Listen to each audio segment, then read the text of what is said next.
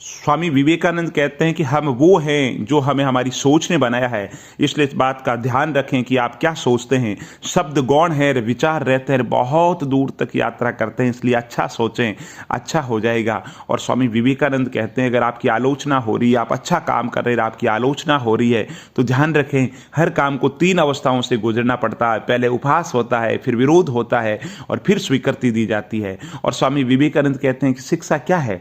क्या ये पुस्तक विद्या है? नहीं। क्या ये नाना प्रकार का ज्ञान है? नहीं, ये भी नहीं है। जिस संयम के द्वारा इच्छा शक्ति का प्रवाह और विकास बस में लाया जाता है वे फलदायी होता है, वे शिक्षा है। और शिक्षा वो है जो खुद का नहीं सोच करके औरों का सोचने के लिए हमारे कपाट खोलती है, वो शिक्षा है। और स्वामी विवेकानंद कहते हैं कि हम जो बोते हैं वो काटते हैं, हम स्वयं अपने भाग्य के विधाता है। खुद पे विश्वास कर लीजिए, ये संसार में सबसे बड़ा विश्वास है। स्वामी विवेकानंद कहते हैं कि पीड़ितों की सेवा के लिए आवश्यकता पड़ने पर हम अपने मठ की भूमि तक बेच देंगे। हजारों असहाय नर और नारी हमारे नेत्रों के सामने कष्ट भोगते रहें और हम मठों में रहे, यह असंभव है। हम सन्यासी वृक्षों के नीचे निवास करेंगे, भिक्षा मांगकर जीवित कर लेंगे। और स्वामी विवेकानंद कहते हैं ये दुनिया है, यदि तुम किसी का उपकार करो तो इस तरीके से करो कि सामने वाले को एहसास नहीं हो। उपकार बताने की चीज नहीं है, उपकार अनुभूति का विषय है। और स्वामी विवेकानंद कहते हैं उठो मेरे शहरों और इस भ्रम को मिटा दो कि तुम निर्बल हो, तुम एक अमर आत्मा हो, स्वच्छंद जीव हो, धन्य हो, सनातन हो, तुम जीवन के परम तत्व के वास्तविक अनुयायी हो, खुद को पहचानो। और स्वामी विवेकानंद कहते हैं अगर स्वाद की इंद्रियों को ढील दे दी तो सभी इंद्रियां बेलगाम दौड़ेगी। और स्वामी विवेकानंद कहते हैं मस्तिष्क की शक्तियां सूर्य की किरणों के समान है, जब वो केंद्रित होती है तो वो चमक उठती है। स्वामी विवेकानंद कहते हैं कि ज्ञान का प्रकाश सभी अंधेरों को खत्म कर देता है।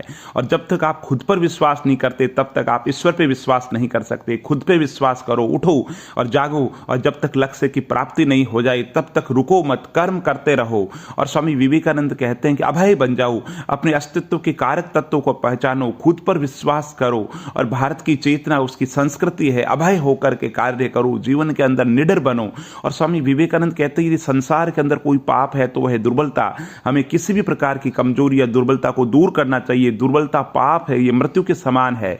और स्वामी विवेकानंद कहते हैं दिन रात अपने मस्तिष्क को उच्च कोटि के विचारों से भरो और जो फल प्राप्त होगा वो निश्चित रूप से अनोखा होगा।